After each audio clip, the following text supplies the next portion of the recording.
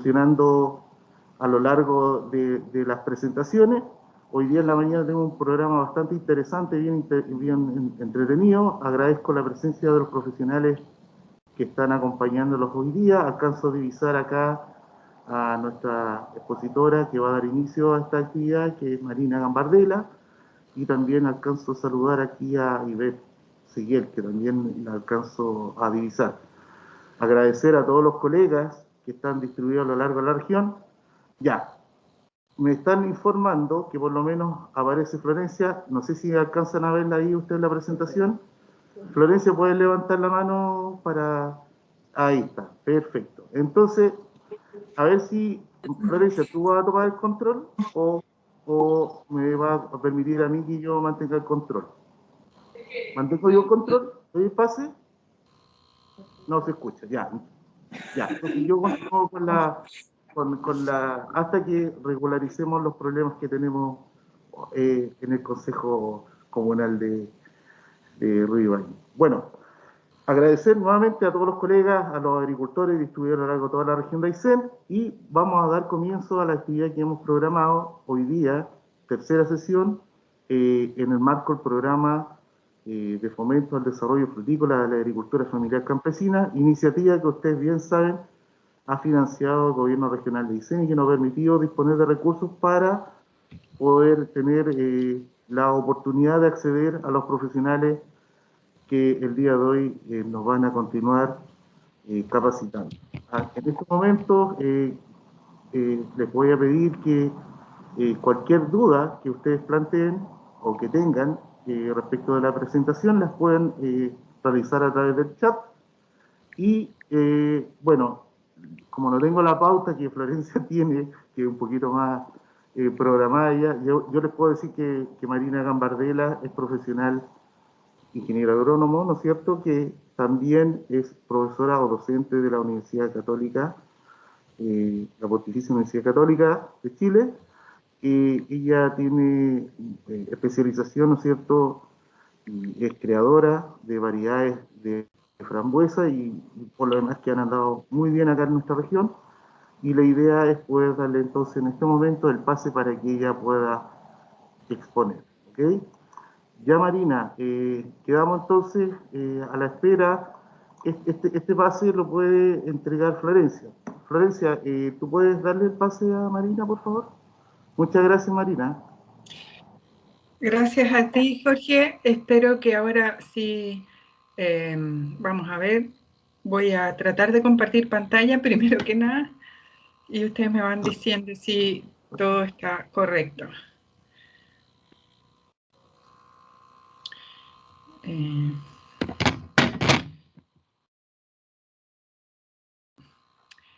Dejé de compartir, ¿verdad?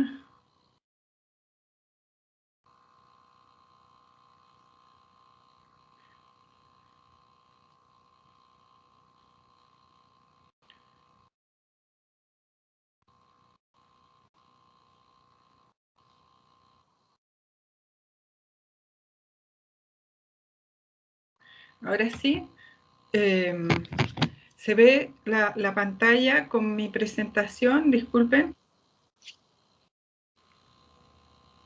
Marina, Marina, tú estás como moderadora en estos momentos, así que dale nomás con tu presentación. Ya, perfecto, pero ¿me están viendo y escuchando bien? O sea, lo que estamos viendo tú, me parece mucho. No, en este momento parece que estamos viendo la pantalla de la Florencia, parece, del Teams de Florencia. Pero un momento, déjame ver. Pero no, aquí me dice que tú estás como moderadora. No sé si lo puedes... Voy a volver a compartir un segundo. Sí, Que, sí, dale de nuevo, por favor. Ahí. ¿Se escucha ahora? Ahí sí. Sí, se escucha, ahí se escucha, Florencia. Ah, perfecto. Sí, Marina tiene el control ahora. Perfecto. Ahí sí.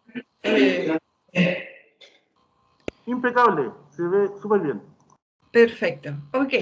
Ya entonces, bueno, nuevamente a todos los saludo desde donde ustedes estén. Espero que tengamos esta presentación y que resulte, porque cada vez sé menos de esta situación virtual. Pero vamos a intentar hacerles una presentación que hoy día me toca relativa a las principales enfermedades y plagas del frambueso. Esta presentación no es tan sencilla porque es una, digamos, las plagas y las enfermedades de un cultivo son muchas, ¿ya? Son muchas, y tendría yo que tener aquí digamos, un tiempo muy largo para contarles de cada una de ellas. Desgraciadamente son muchas. Sin embargo, lo que yo intentaré hacer en esta presentación es principalmente observar las plagas y las enfermedades más importantes del frambueso, con las que uno se topa más a menudo, ¿ya? Y darles algunos tips para que ustedes también puedan hacer algunas prácticas culturales, o sea, que me refiero a algún manejo del cultivo que sea adecuado para prevenir las plagas, enfrentar las plagas, reconocer algunas de ellas, etc. O sea, no voy a hacer una enumeración de las distintas enfermedades, las distintas plagas así exhaustiva, porque el tiempo no me lo permite, pero sí darles algunos consejos que pueden servirles para enfrentar lo que se les viene a ustedes. En primer lugar, quiero decir que ¿qué es lo que es necesario para que ocurra una enfermedad? ¿Ya? En primer lugar, es necesario una planta susceptible, o sea, que la planta tenga, sea, digamos, sujeto de ser afectada por un patógeno en general, ¿ya? También este es un cuadro muy conocido por todos los patógenos, o sea, los especialistas, ¿ya? Que dicen este es el triángulo, o sea, se necesita una planta susceptible, las condiciones ambientales de principalmente temperatura, agua, humedad relativa, y el inóculo, o sea, el agente patógeno. Bueno, hoy día que estamos enfrentando una pandemia en forma mundial, sabemos perfectamente, hemos aprendido mucho más de las enfermedades en general. En este caso es un virus que nos está molestando muchísimo, pero podemos sacar ciertas conclusiones bastante similares en el fondo, habiendo aprendido de un organismo, digamos, que nos está afectando al ser humano. Vamos a ir viendo que no todas estas cosas se pueden manejar, pero hay algunos aspectos que sí podemos manejar. Por ejemplo, en relación a la planta susceptible. Bueno, evidentemente que todas las especies tienen susceptibilidad a algunas enfermedades, ¿ya? Todas las especies, esto es relacionado con todas las especies, pero hay algunos aspectos que yo les quiero comentar. Una planta sana, vigorosa, bien nutrida, es menos susceptible a las enfermedades, ¿ya?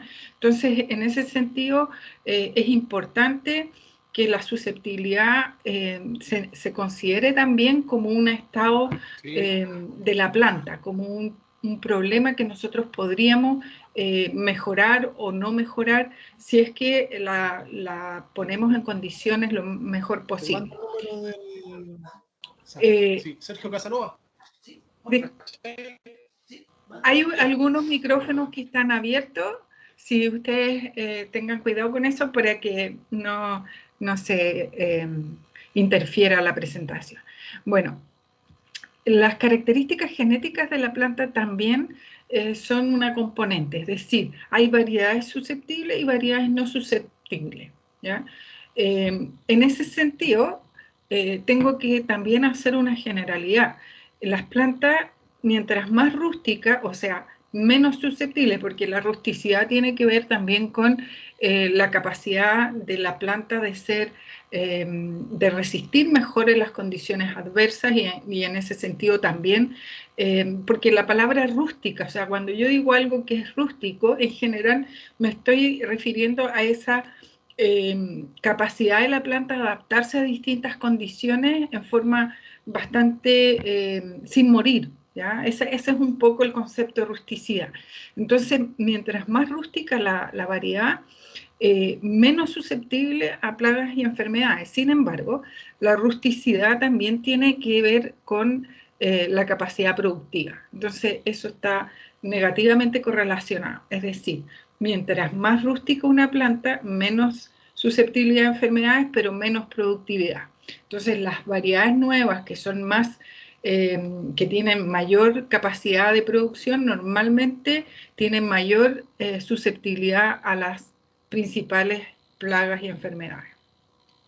Eso el genetista debe cambiarlo, debe intentar hacer, digamos, una combinación mejor de eso, pero de todas maneras es un tema que uno tiene que revisar en el momento de que uno va a elegir una variedad, ¿ya? Nosotros en nuestro programa de mejoramiento estamos haciendo grandes esfuerzos para seleccionar plantas que tengan resistencia, pero eso no es una cosa tan simple como les acabo de explicar.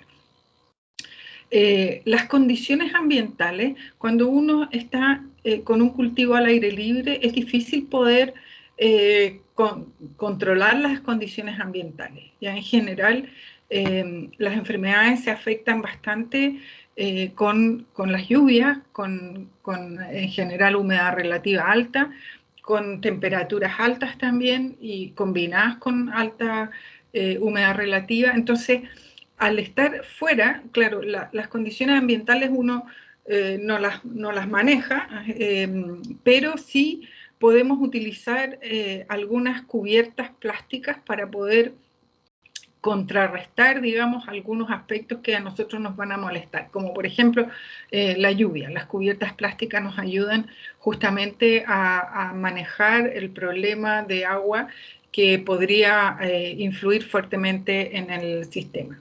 Ahora, todas las condiciones, aunque nosotros hagamos, ¿verdad?, un cultivo protegido bajo túneles, que podría ser interesante, ¿verdad?, para las condiciones extremas que tienen en términos de la región de Aysén, sí, también es necesario controlar que estas cubiertas plásticas tampoco generen un ambiente demasiado propicio para el desarrollo de las enfermedades al interior de los túneles, ¿ya? Eso es bien importante.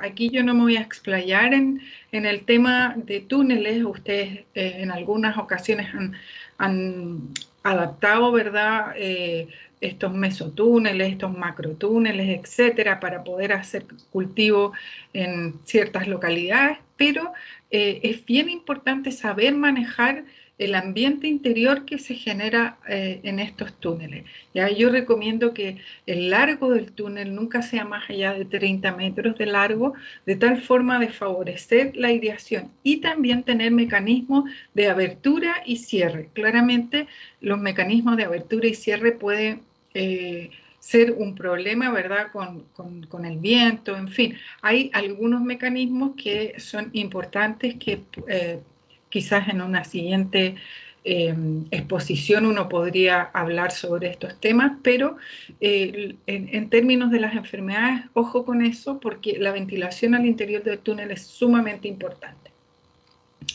También en relación a las condiciones ambientales hay cosas que nosotros hemos cambiado. Por ejemplo, utilizamos estos camellones altos de tal forma de mejorar la aireación de las raíces. Eso también es una intervención dentro de las condiciones ambientales que la planta va a tener para poder desarrollar las enfermedades. Y hay otras alternativas un poco más sofisticadas, que son cultivos fuera de suelo, en macetero, ¿ya? También ahí yo imagino que no es el caso de ustedes tienen buenos suelos, pero podría ser interesante para algún agricultor que pudiera, digamos, innovar un poco en cultivos fuera de suelo, que son bastante propicios también cuando uno tiene espacios reducidos, y estos espacios no son reducidos para ustedes, pero sí son reducidos cuando uno pone un túnel, porque al interior del túnel es un espacio caro, ¿ya? Obviamente todo lo que se esté considerando al interior del túnel es un espacio más o menos caro. Otra condición que nosotros estamos, que es ambiental y que estamos variando, es el uso de riego tecnificado y también el uso de coberturas plásticas. Ya hablamos la sesión pasada sobre el tema del mulch plástico, que mejora la estructura de los camellones, mantiene la humedad interior, etcétera, pero también eso es cambiar las condiciones ambientales del cultivo y de la planta para poder hacerla más eficiente. La presencia del patógeno, tampoco podemos trabajar demasiado sobre la presencia del patógeno porque los microorganismos ya hemos visto, ¿verdad?, que se mueven rápidamente, se contagia la gente, se contagia las plantas, una planta al lado de la otra, etcétera, etcétera. Pero sí podemos intervenir en la presencia del patógeno en relación a ciertas prácticas de manejo que nos ayudan. Por ejemplo, las rotaciones de cultivo. ¿Ya? Las rotaciones de cultivo son esenciales para que cortemos los ciclos de las enfermedades. O sea, las enfermedades tienen un ciclo, cualquier ser vivo tiene ciclos de vida, y esos ciclos de vida se pueden romper cuando uno quita el hospedero por un tiempo, ¿ya? El hospedero me refiero a las plantas susceptibles. Entonces, las rotaciones de cultivos son fundamentales y una combinación entre gramíneas, entre leguminosas y entre oleaginosas, que son las tres especies que se ven en esta fotografía, son realmente muy efectivas para hacer una buena preparación de suelo y una buena rotación cuando ustedes tienen una planificación de cultivo. Otro aspecto que he querido destacar, porque en la charla pasada me refería al tema de las podas, el uso de implementos desinfectados también es una, digamos, una práctica que es necesario utilizar para que no vayamos diseminando el patógeno de una planta a otra, ¿ya? Entonces, ojo con el uso de herramientas que estén bien desinfectadas para poder prevenir que vayamos contaminando una planta detrás de la otra. En general, aquí he resumido algunas medidas generales de prevención antes de partir con las principales enfermedades a las cuales me voy a referir, básicamente porque intuyo que con esas son las principales enfermedades a las cuales ustedes van a hacerle frente o tienen que hacerle frente en forma digamos, más común. Bueno, la poda adecuada. Nosotros hablamos de poda el seminario pasado y yo hice bastante hincapié, como también mis colegas, en que en el caso del frambueso sobre todo es importante mantener una densidad de plantas adecuada, es decir, no emboscar demasiado el cultivo. Emboscar significa que tenga demasiados hijuelos y eso hace que toda la planta esté en condiciones de mucha humedad al interior y de poca luz, lo cual hace que las enfermedades se desarrollen más fácil. El buen abastecimiento de agua y ojalá tengamos riego tecnificado. Y el buen abastecimiento de agua, yo simplemente les aconsejo que ustedes con mucha frecuencia metan la mano, agarren el terreno, lo toquen, lo estrujen y de esa forma van viendo si el agua que ustedes están dándole al cultivo es adecuada o no, porque el nivel de humedad no tiene que, al hacer este aprete del suelo, tiene que chorrear agua, o sea, tiene que estar húmedo, pero no, y hay una forma de verdad que seguramente ya se la habrán explicado los técnicos de las zonas, pero que uno no tenga que mantener el terrón demasiado apretado por mucho tiempo. Bueno, no me voy a detener en todos estos detalles, pero el manejo de los residuos, identificar sintomatología en un estado inicial. ¿Ya? Las enfermedades, ojalá las podamos detectar en el momento inicial de tal forma que podamos reaccionar adecuadamente. ¿Ya? El uso de plantas sanas es fundamental. Los camellones altos, ya los hablamos. usar drenajes cuando sea necesario, es decir, cuando hay un suelo que está demasiado anegado, nosotros tenemos posibilidades de eliminar esa agua excesiva en los terrenos, haciendo, digamos, surcos a los alrededores, de tal forma que el agua vaya drenando y vaya saliendo de donde están las plantas. El mulch plástico, ya me había referido a eso, y por supuesto una buena ventilación del follaje, entrada de luz interior, etcétera, son algunos aspectos que en frambuesa en particular deben ser considerados. Voy a ver, y yo les expliqué que esto es un resumen bastante resumido, bien digo, es un resumen de lo que yo considero que son los principales problemas y enfermedades a las cuales se pueden enfrentar ustedes. Entonces, las dividí en las enfermedades que afectan las raíces y el cuello.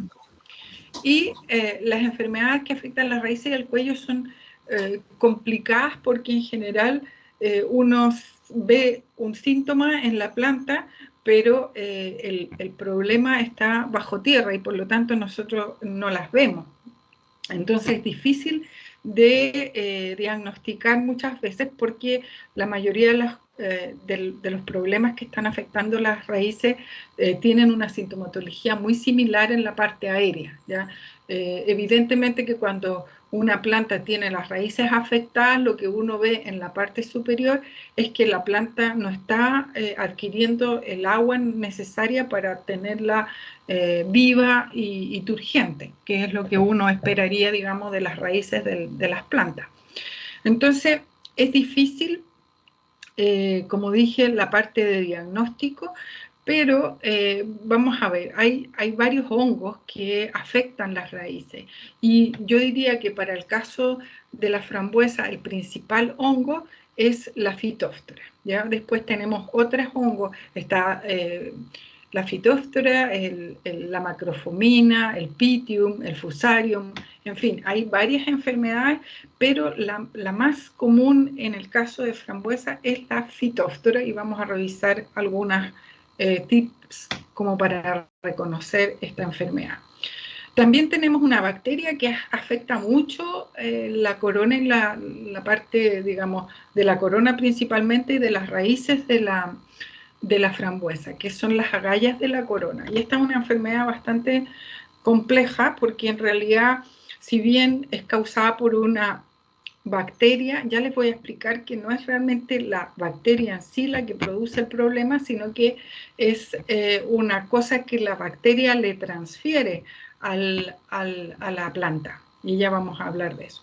Después están los nemátodos, ¿ya? Y los nemátodos también son importantes en algunas zonas más que en otras. Los nemátodos, además de producir problemas a nivel radicular, son además vectores importantes de otras enfermedades. Bien, la Phytophthora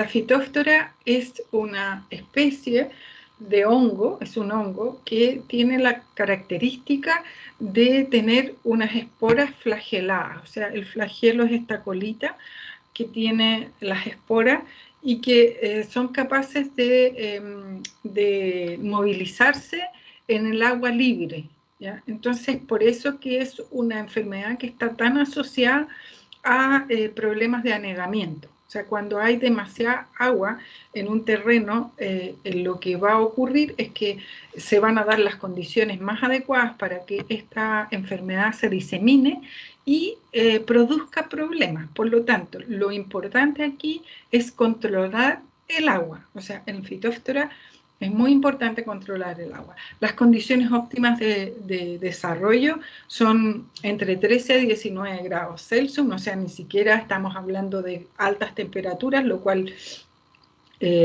hace que la enfermedad se presente cada vez que hay un mal drenaje y mala aireación. O sea, realmente es así. Ustedes tienen un problema de anegamiento y seguro que al día, digamos, en un periodo de 15 días van a haber problemas de Phytophthora, ¿ya? Y con pudrición de raíces, que es lo que coronas y raíces y por lo tanto también de la planta.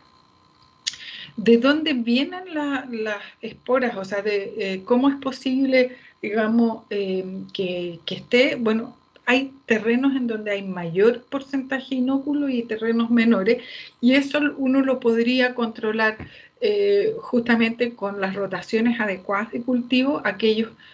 Cuando uno habla de rotación, significa poner un cultivo antes que no sea susceptible a esta enfermedad. Esto es lo que se hace rompiendo el ciclo de la enfermedad. En general, yo les decía, hay que rotar con gramíneas y con leguminosas. Ustedes tienen grandes praderas y podrían usar, ¿verdad?, estas gramíneas, gramíneas que sean de tipo forrajero o también praderas de leguminosas para hacer la combinación. O sea, también es cierto que este es un cultivo perenne, ¿ya? Pero vamos a hablar también un poquito de este detalle. Entonces, hacer la rotación de un año a otro no tiene sentido, pero sí preparar el terreno adecuadamente haciendo este tipo de... o sea, ustedes fíjense en qué es lo que hubo antes en el terreno cuando ustedes vayan a plantar. Eso es básicamente lo que quiero decir cuando hablo de rotación adecuada de cultivo, ¿ya? Fíjense que no existan especies como la papa, por ejemplo, que tiene algunas hortalizas importantes que son muy susceptibles también a estas enfermedades. Bueno, en cómo se ve, claramente ya les decía que digamos, la sintomatología de todas las enfermedades que afectan las raíces es bastante similar. Lo primero que uno ve es una necrosis en los bordes de las hojas. En el suelo, obviamente, cuando uno desentierra la planta, ve que las raíces están marchitas, ¿ya? Se observan raíces necrosadas con desprendimientos de la epidermis. Eso es una forma ya más fina de descubrir cuál de los hongos es el que está presente, pero en general la fitóftora se caracteriza porque uno toca la raíz y la epidermis se desprende, ¿ya? Y las plantas enfermas, dejé de compartir, disculpen. ¿Me pueden comentar porque me parece que dejé de compartir o no? ¿Aló? ¿Dejé de compartir? ¿Eso es así? Sí, dejó de compartir. No se ve. No se ve, ya. Y ahí, a ver, ahí sí. Ahí está cargando. Todavía no. Ay, Dios mío. Ya, espérese.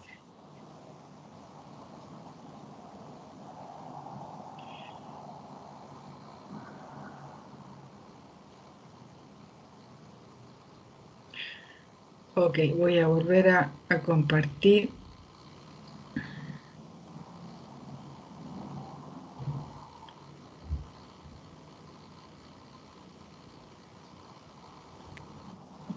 Ya, ahora sí. Impecable. Sí. Ahora sí. Ahora sí. Voy un poquito más rápido. Miren aquí algunas fotos. Perdón, yo los escucho súper mal. Espero que me estén escuchando bien, pero no. Se escucha súper bien, tranquila.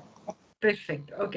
Ya. Estamos viendo entonces las plantas enfermas, cómo se observan en la parte aérea. Y el control ya más o menos ustedes se lo imaginan: no plantar en terrenos con problema de drenaje, usar camellones altos, usar riego tecnificado y vamos a ver si puedo sacar esto que... no puede ser. Ya. Eso. En relación al control químico, existen algunos digamos, productos químicos que permiten un control. Sin embargo, no tiene ningún sentido utilizar estos productos químicos si ustedes no eliminan el problema. El problema fundamentalmente es el agua excesiva. Entonces, una vez que ya hemos eliminado el problema del agua, sí podríamos usar alguno de estos productos, ya sea aplicado, idealmente aplicado por el agua de riego, a través del riego que se usa mediante cinta. Si uno no tiene las condiciones para hacerlo, entonces se puede hacer aplicando, ¿verdad?, el producto directamente al suelo, como quien hace un riego con una bomba o algo que nos permita, ¿verdad?, ir aplicando ese producto directamente a la base de la planta, ¿ya? Existe también un control biológico que es bien interesante, que es usar tricoderma, pero esto en general se hace en el momento de la plantación. O sea, estos son un antagonista de varios patógenos y que nos permite, ¿verdad?, hacer un control más inocuo y de tipo preventivo, ¿ya? Ok. Eso es en general en relación a la fitóftora. Sin embargo, tenemos también que hablar acerca de otro problema que es bastante común, que es las agallas del cuello, que ya les explicaba que en realidad esto es una bacteria que está presente prácticamente en todos los suelos, pero esta bacteria tiene en su interior un pequeño plásmido, y ese plásmido, probablemente ustedes no están familiarizados con esa palabra. Bueno, si están, digamos, depende obviamente, pero es como que tuviera un pedacito de ADN adicional dentro de la bacteria, y se lo inserta en la planta, ¿ya? Se lo inserta a las células de la planta y la planta lo adquiere como propio. Y eso lo que hace es causar un tumor, ¿ya? Es casi como que la planta tenga un cáncer. Un cáncer significa que se desarrolla un pequeño tumor, porque en esa zona donde se ha introducido ese pedacito de ADN, es como que uno le inyectara, ¿verdad?, un gen de un tumor a una planta, y en esa zona lo que se va a desarrollar es una masa de células indiferenciadas, que son estas agallas que ustedes ven en la fotografía, ¿ya? Entonces, lo que sí es que esto es un proceso que está bastante ligado a los problemas en los viveros. Es decir, el control de esto, lo mejor es utilizar plantas sanas. Y también se incrementa con las heridas. Entonces ahí nuevamente la desinfección de las tijeras de podar, de todos los implementos que nosotros usemos, de no dañar la planta innecesariamente cuando uno hace las labores del cultivo, etcétera, ¿ya? Las heridas son bastante catastróficas para este tipo de enfermedad. El problema es que una vez que está instalado en nuestros campos, es un problema realmente muy difícil de erradicar, prácticamente imposible, ¿ya? No sacamos nada con matar la bacteria, porque ya es una transformación que tiene la planta. Ok, el control, como ya bien les decía, es fijarse bien en utilizar plantas sanas que no tengan el problema, ¿ya? Y comenzar el cultivo haciendo un buen trabajo en esa parte. Bueno, yo me voy a referir ahora a algunas otras enfermedades del follaje y frutos. Como ven, el tiempo pasa rápido y claro, no me alcanza a dar todas las condiciones para ver todas las enfermedades, pero aquí vamos a ver la más importante. Yo las puse incluso en orden de importancia, ¿ya? Yo diría que dentro de lo que es la frambuesa, la pudrición gris, que es la botritis, vamos a ver en qué se relaciona. Esto que está aquí realmente es un poco más que las condiciones óptimas de desarrollo, no están bien, esas eran las condiciones óptimas para la fitóftora, pero ya lo voy a corregir. En el fondo, esta es una de las principales enfermedades de la fruta principalmente, aunque también puede afectar las hojas, los tallos tiernos, etc. Esta es una enfermedad obviamente causada por un hongo que es la botrytis, que es terriblemente polífago, es decir, es una especie que afecta a muchos cultivos y por lo tanto el problema de eliminarla es prácticamente imposible. Solo hay que no darle las condiciones adecuadas para que se desarrolle, ¿ya? Especialmente cuando la planta tiene fruta. ¿Qué significa? Que las condiciones óptimas para este cultivo, o sea, para el desarrollo de esta enfermedad es mucha humedad, ¿ya? Y temperaturas altas. Entonces, altas no, desde 25 a 30 grados, pero humedad relativa alta y agua libre al mismo tiempo de temperaturas sobre 20 grados es algo que se va a desarrollar sí o sí, ¿ya? El principal síntoma de esta enfermedad es que se pudren, aparece, ¿verdad?, una coloración grisácea en los frutos y se pudren, se licúan, en fin, es muy claro cuando uno tiene fruta podrida, además de mal sabor, etc. ¿Ya?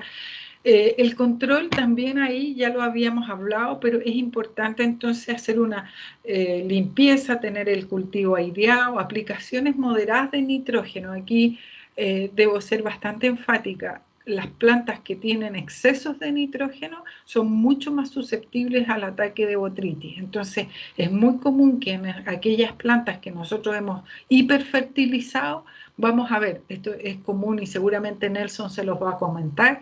En el caso de la frutilla y la frambuesa es muy evidente cuando nosotros se nos pasa la mano con el abono nitrogenado y la planta está demasiado tierna, suculenta, entonces claramente la botrytis aparece con mayor fuerza y sobre todo es capaz de afectar los brotes tiernos y los tallos y las hojas.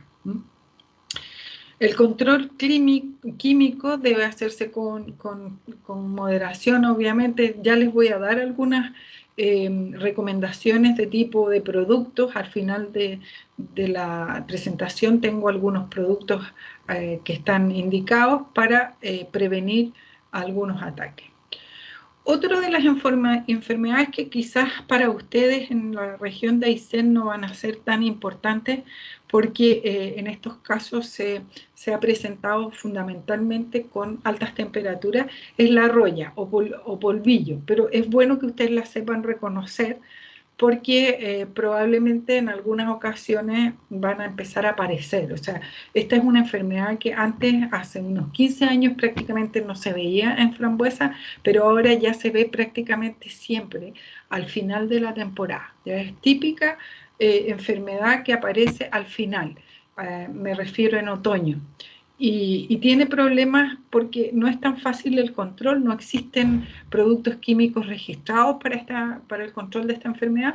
Se recomienda fundamentalmente eliminar las hojas de la base de la planta porque es una enfermedad que aparece en primera instancia en las hojas basales, pero lo importante es que ustedes sepan estar atentos y reconocer este tipo de enfermedades. Es una puccinia que también afecta el trigo y por lo tanto, y algunas gramíneas y por lo tanto aparece.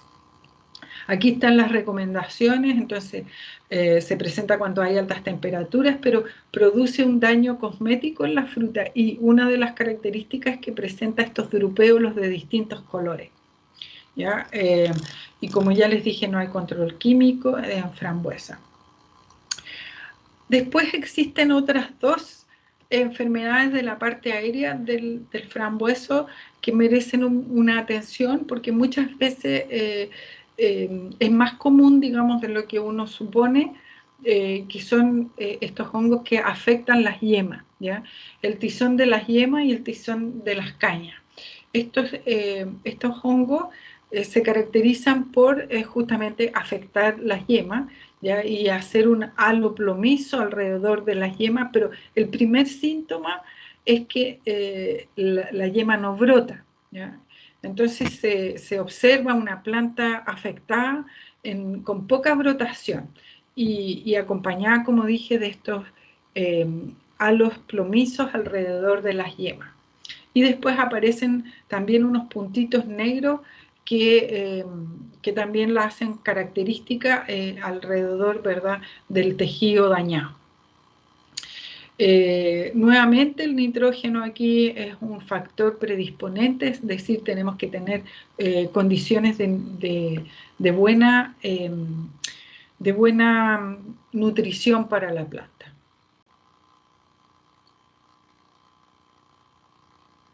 Bien, nosotros cuando estuvimos trabajando en la región, yo les había comentado que tuve la suerte, ¿verdad?, de poder recorrer la región haciendo, digamos, una promoción de estos cultivos en la región de ustedes, y hicimos un pequeño,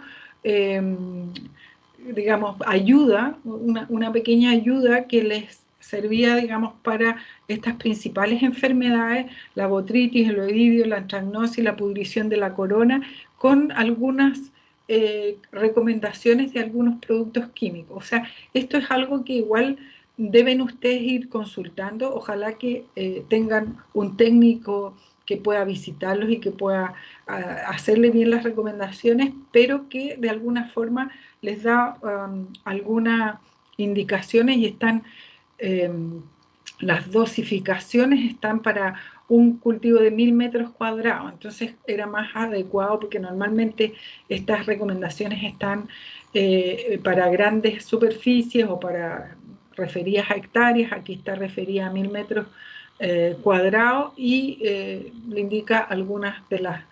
En frambuesa, la aplicación de productos químicos para control de enfermedad es un poco complicada porque hay muchos, o sea, no hay muchos productos que estén registrados para frambuesa. Entonces, por eso nosotros hicimos esta pequeña recopilación que puede servirles también a ustedes para enfrentar, como digo, pero lo primero es siempre hacer las recomendaciones culturales de las cuales ya hablé. Por último, en relación a lo que son enfermedades, quiero referirme a un problema que ustedes seguramente se van a topar, ya que es el Cramley. El Cramley básicamente se le define como Cramley a problemas de polinización de todos los drupelos. Ustedes saben que la frambuesa es un fruto compuesto, por lo tanto tiene varios pequeños drupéolos, y estos drupéolos se van a desarrollar en la medida que se produzca una buena polinización. Entonces, hay a veces esta aparición de frutos deformes en distintos grados. Yo aquí puse un grado muy grande. Entonces, el Cramley, así se llama, Crumley o Cramley, es esta deformidad de fruto y aparece muy frecuentemente. Entonces, en muchos casos ustedes pueden decir, bueno, puede ser problema de virosis, ¿ya? Y muchos de los virus que afectan la frambuesa están relacionados con la aparición de estos frutos deformes. Sin embargo, en muchos casos también la aparición de frutos deformes está también relacionado con un problema de polinización, de frío y no viabilidad del polen, de mala afluencia de abejas o agentes polinizantes el que ustedes tengan, ya que no han polinizado bien, o bien también ser genético, ¿ya? Porque en algunos casos se ha visto mucho en frambuesa algunas mutaciones que producen semiesterilidad del polen. Entonces el polen no poliniza correctamente las flores y de eso hace que la fruta sea deforme. Entonces, ojo con eso. Puede ser genético o puede ser por problemas sanitarios, y eso hay que ir calibrándolo. En la mayoría de los casos son problemas de tipo que el polen no ha estado viable y puede ser simplemente bajas temperaturas, ¿ya? Bien, aquí entonces voy a hacer un recorrido muy rápido también para que dejarle el hueco a mis colegas, porque ya me estoy excediendo, pero todavía estoy dentro del tiempo, así que espero hacerle algunas referencia a las principales plagas, ¿ya? Lejos la más importante es la arañita, ¿ya? Esta arañita bimacular, Tetranychus urticae. Es siempre bueno saber los nombres científicos. Yo hago hincapié en esto. A todos ustedes les recomiendo que no solo sepan qué plaga y qué enfermedad les está causando problemas, sino que conozcan el nombre científico, porque de esa forma pueden encontrar muchas mejor referencias y más bibliografía, porque hay muchas veces que uno menciona, no, la arañita, pero ¿qué arañita estamos hablando? O sea, la real importancia del nombre científico es que uno no se va a equivocar en términos de identificar la plaga o la enfermedad, y por lo tanto todas las recomendaciones que uno pueda tener hacia eso es que estamos seguros de lo que estamos viendo o estamos teniendo como agente causal. ¿Ok?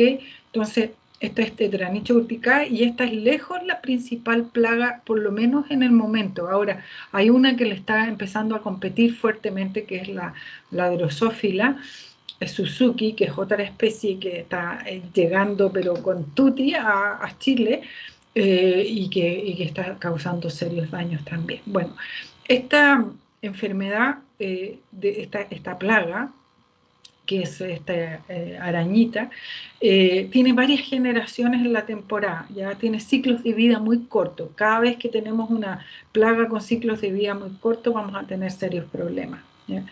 Es importante saber reconocerla. Se caracteriza básicamente porque tiene estas dos pintitas, ¿verdad? Aquí vemos un ejemplar, y que cuando está en un estado invernante se ve de color roja, ¿ya? Entonces, ojo con eso, porque a veces uno la confunde, pero no es la arañita roja, es la arañita bimaculada, que tiene estas dos manchitas que se pueden ver en el momento cuando la planta está más verde y cuando hay actividad vegetativa. Se ve claramente en vez de la hoja, ya, en fin, vamos a ir viendo algunas características, y lo que es más característico es que se alimenta del parénquima de la hoja. El parénquima de la hoja es lo que está en el fondo entre las dos superficies de la hoja, en el medio, ¿ya? Y eso hace que uno vea como que está bronceada la hoja o sea, es el típico caso de bronceamiento, como que uno empieza a ver que las hojas están como un poco cafezosas, y que se le ven como unas transparencias entre medio, porque la arañita se ha estado alimentando de ahí, y puede ser tan devastadora que prácticamente uno ve como que se quema el cultivo, ¿ya?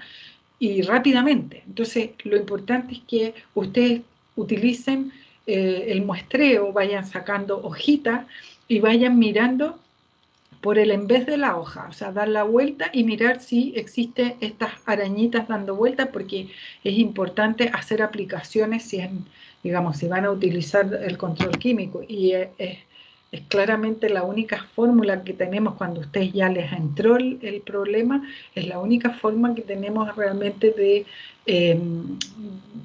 de salvar el huerto en un tiempo relativamente acotado, ¿ya?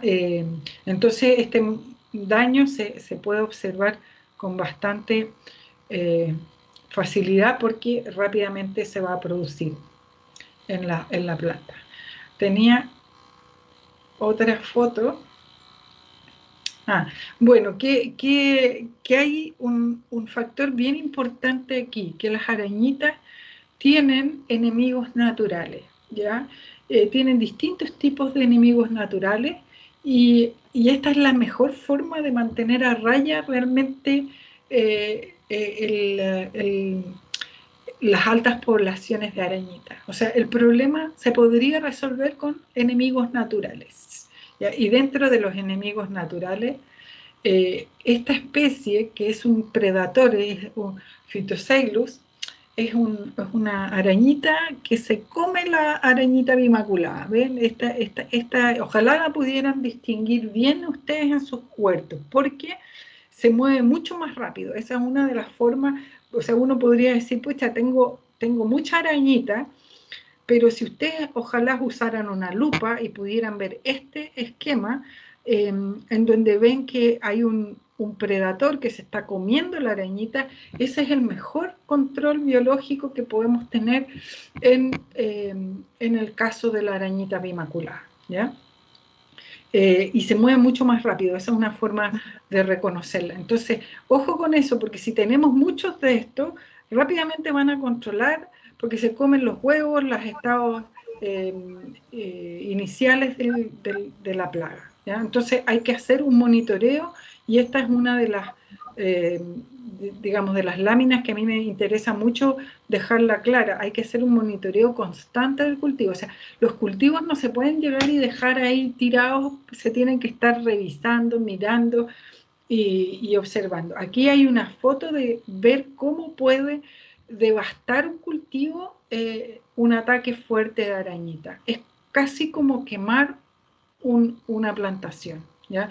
Entonces aquí les damos algunas recomendaciones de cómo hacer ese muestreo en forma permanente. Y aquí también algunos controles químicos que podrían ayudarlos a ustedes en un momento en que el arañazo, como se dice, se les puso en el cultivo, y ustedes pueden hacer aplicaciones con cuidado y cambiando siempre los productos químicos, porque hay una alta tendencia de estas plagas a tener resistencia a los productos químicos, de adquirir resistencia.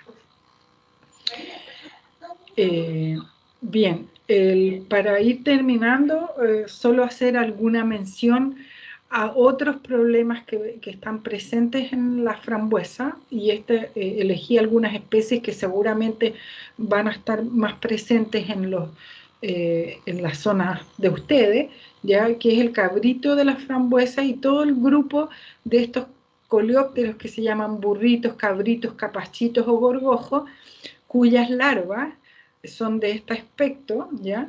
Y son unos coleópteros que no son capaces de volar, pero que tienen las larvas que se comen las raíces, ¿ya? El huevito, el adulto, una vez que se ha apareado, pone el huevo, lo entierra en la tierra, y después salen las larvas, que son estos gusanos, y estas larvas se van comiendo las raíces. Esos son algunos problemas bastante frecuentes, y una recomendación nuevamente importante. El adulto produce estos daños, digamos, en las hojas, y lo cual nos permite también saber si tenemos o no problemas a nivel de las raíces, ¿ya?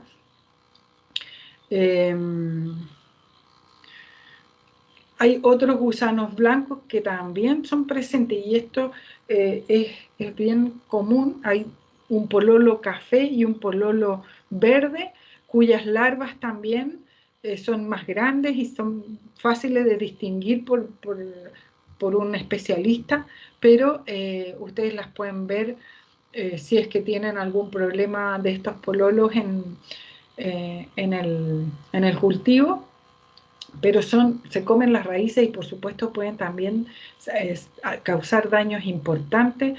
En la parte aérea los adultos también causan problemas, pero no son realmente los problemas más importantes, sino que el problema lo tenemos a nivel de las raíces debido a sus larvas, ¿ya?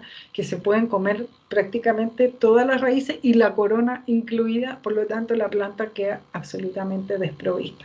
En esos casos también es importante hacer un buen monitoreo, y para este tipo de gusano es difícil tanto el control del individuo aéreo como el individuo que está al interior. Son difíciles, pero eso requiere, ¿verdad?, de algunas prácticas un poco más complejas. Por último, quería comentarles de esta plaga que está haciendo, probablemente mis colegas van a hablar un poco más de ella, pero la famosa mosquita de alas manchadas es una drosófila, es realmente una plaga a nivel mundial muy importante, y a Chile ha llegado hace poco. Yo solamente les voy a recomendar que ustedes estén atentos a la página que tiene el SAC, que es una página muy buena, realmente han hecho un trabajo excelente en términos de, porque es una plaga que está siendo monitoreada y es de lugares restringidos, y entonces ustedes tienen que visitar esta página porque en el fondo, primero, da cuenta del estado sanitario y de la presencia de la plaga en distintas regiones, y ya vi que en Chile Chico, por ejemplo, está presente dentro de la región de Aysén, así está indicado en la página del SAC. Es una plaga que tiene un ciclo de vida pero extremadamente corto, o sea, entre 15 ciclos dentro de la temporada, lo cual es mucho, es muy difícil de controlar. La larva se instala en los frutos y por lo tanto produce daño, o sea, todas las frambuesas se ven al final cuando hay una infestación demasiado grande, vamos a ver todas las frambuesitas con sus gusanitos, lo cual es realmente muy, muy terrible para uno, primero porque causa daño y por supuesto que a nivel de comercialización es algo que no es deseado. Pero el SAC, ya les explicaba, tiene esta página web donde tiene un plan de trabajo para la vigilancia y manejo integrado de la plaga drosófila. ¿Ya? Es tan importante como plaga que está vigilándose constantemente. Se instalan trampas, que son estos aparatitos que nos permiten, donde se pone un poco de vinagre. Es una planta o sea, una plaga, una mosquita que se alimenta de la fermentación de los azúcares, fermentación acética con un poquito de vinagre y de sidra. Nosotros podemos hacer estas trampas, y los productos químicos también están indicados en esta página. Yo no soy especialista, no me ha tocado mucho toparme con la drosófila afortunadamente hasta ahora, pero mucho me temo que ya me voy a empezar a topar en todos los huertos de Chile con esta plaga, porque es una plaga emergente y muy dura. De la misma forma que yo les mostré para las enfermedades, también para las principales plagas están las dosificaciones y los productos químicos registrados para frambuesa, que están en este archivo, ¿ya? El tricoderma, que es un control biológico, es bueno utilizarlo en el inicio de la plantación acompañado de la planta que nosotros utilizamos. Esto es lo que yo tenía básicamente para explicarles. Sé que ya me he pasado un poquito del tiempo, y si quieren hacer alguna pregunta o algún comentario, podríamos tener unos minutitos o lo dejamos para otra ocasión. Te escucho lejos, pero algo te escucho, Florencia. A ver, yo creo que Jorge, si está por ahí Jorge. No, pero yo igual te escucho, Florencia, pero lejos, pero igual te escucho. Mira, Jorge estaba preparando las preguntas. A ver si me escucha Jorge. A ver. Bueno, y si no, mira, a ver. Yo voy a preguntarle a ver aquí si... A ver, los amigos de Villa O'Higgins, ¿me escuchan por ahí? Oye, nadie me escucha. Marina, ¿tú me escuchas? Yo te escucho, sí. Mira, yo no veo ni los chats, no veo nada, pero quería hacer un pequeño paréntesis porque creo que es importante lo siguiente. La especie, y esto tiene que ver con el frambueso y con la estrategia que ustedes vayan a usar para el cultivo del frambueso. La planta de frambueso es una planta perenne, ¿ya? Y podría durar en el campo hasta 20 años, sin problema, ¿ya? Sin embargo, si nosotros queremos hacer un cultivo en el cual nos enfrentemos a menos problemas sanitarios, deberíamos hacer un recambio más seguido, ¿ya? O sea, todo lo que es el cultivo en forma, o sea, en cómo se hace en otros países realmente el recambio es casi cada 2 años, o sea, se utiliza como una especie casi bianual, ¿ya? Entonces, yo no estoy proponiendo eso para el caso de ustedes, probablemente cada 4 o 5 años, pero lo ideal sería reducir un poco el tiempo en el cual nosotros tenemos el cultivo, ¿ya? Y hacemos recambio de plantas.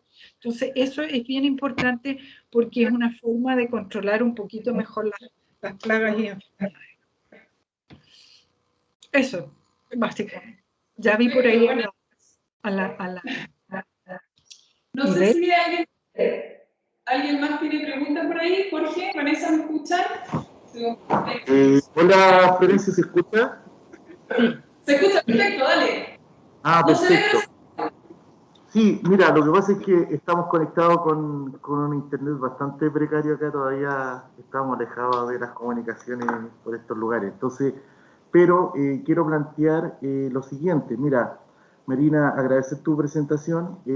Lo que a nosotros más nos llamó la atención, fíjate, y que es un fenómeno que yo creo que es único acá en la región porque lo hemos vivido así, es que en general en la apicultura acá en la región de Aysén no es un rubro que se haya masificado entre los productores. La apicultura, me refiero a la apis melífera, a la productora de miel, sí.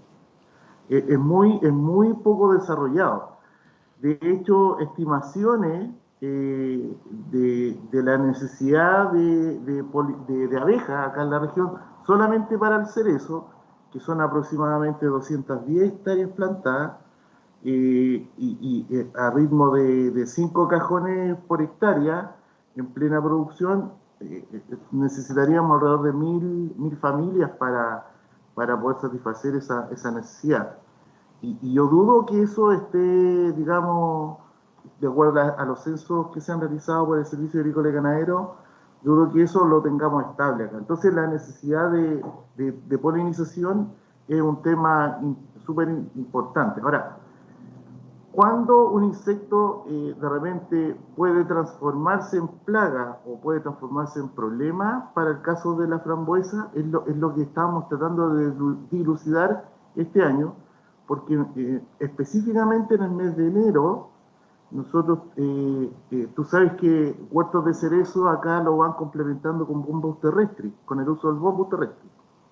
Y hubo productores nuestros que tuvieron problemas de exceso de visitas de bombos terrestres, sobre todo en el periodo de enero, que están muy cerca de un huerto de cerezo. Entonces, nosotros asumíamos que el exceso de visita del bombo podría ocasionar esa deformidad en los frutos. Esto también lo conversamos con algunos productores en Chile Chico, que también, en Chile Chico casualmente también se emplea mucho el bombo. Entonces, la pregunta en cuestión es la siguiente.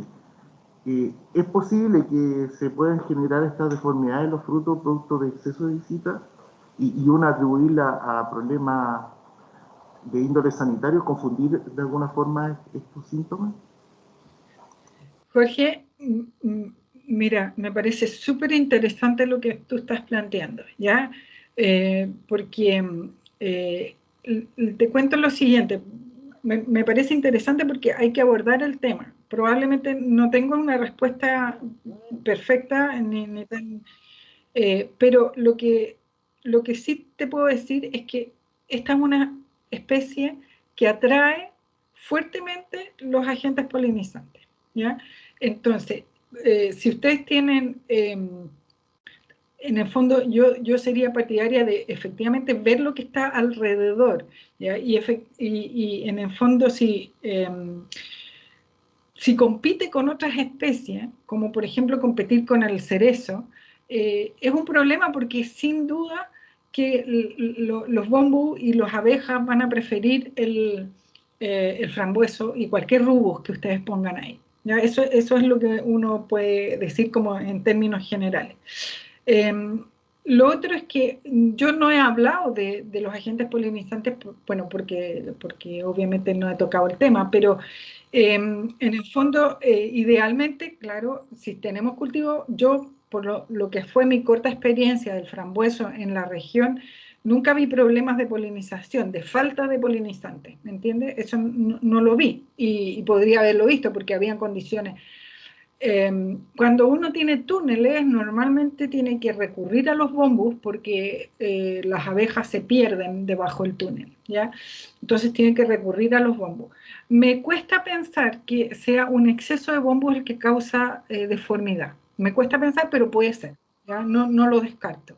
No lo descarto, porque como dije, si estamos usando bombos para otra especie, todas se van a ir para el frambueso. O sea, ese es un tema. Entonces, es un tema para abordarlo, pero la respuesta no es tan simple.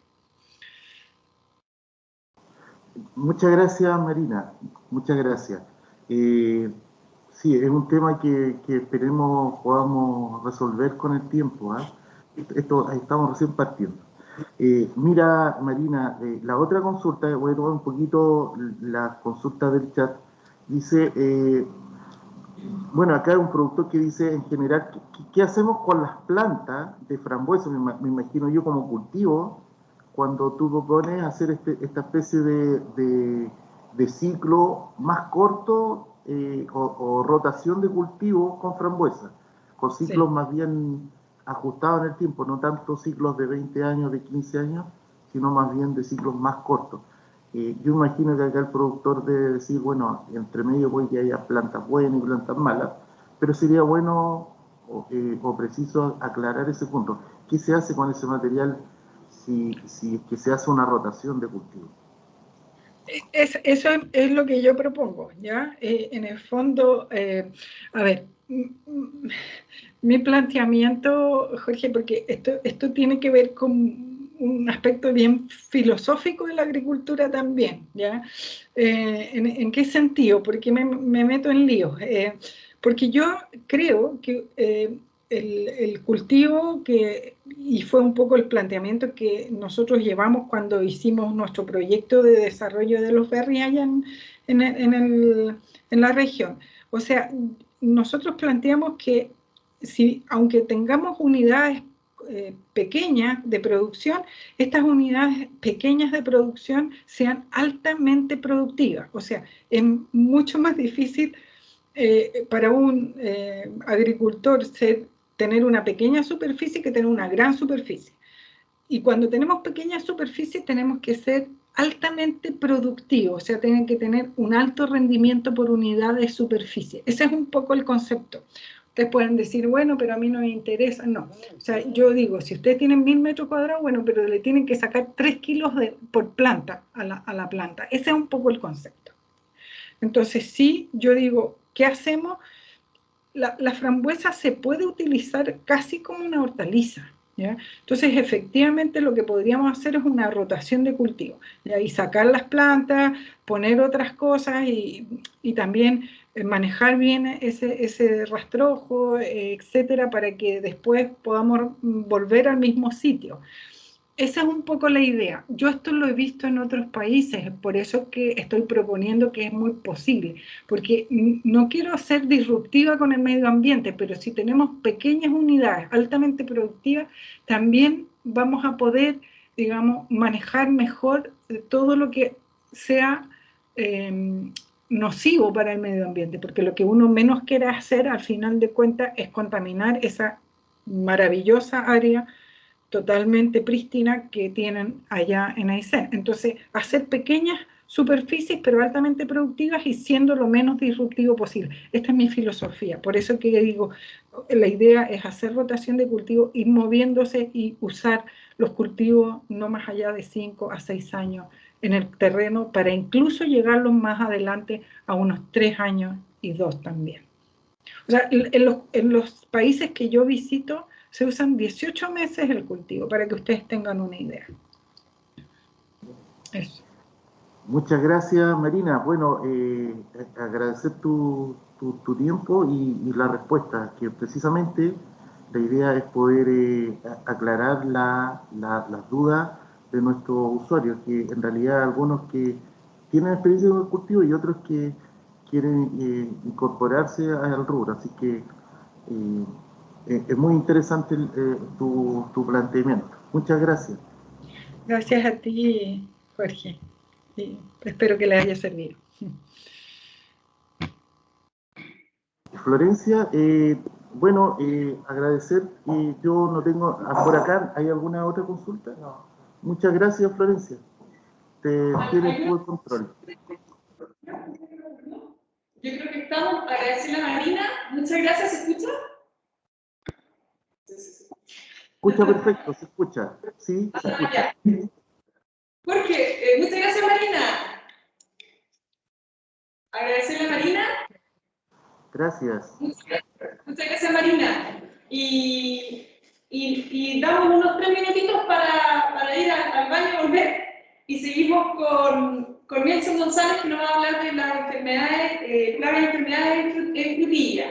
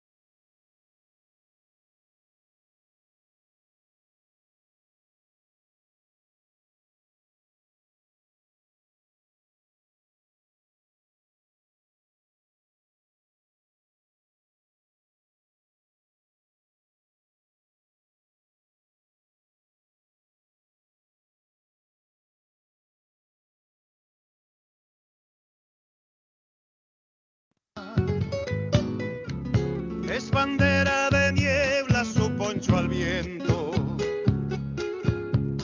Lo saludan las flautas del pajonal.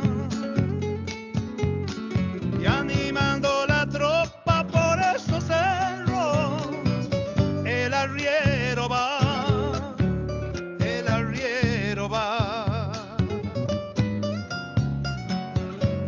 Las penas y las vaquitas se van por la misma senda. Noche traiga un recuerdo que haga menos pesar.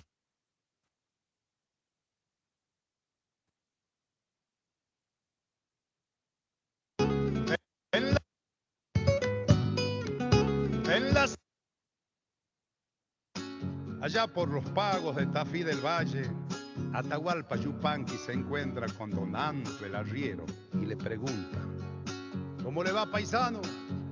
Ya lo ve, vacas ajenas arriando y penas propias cargando.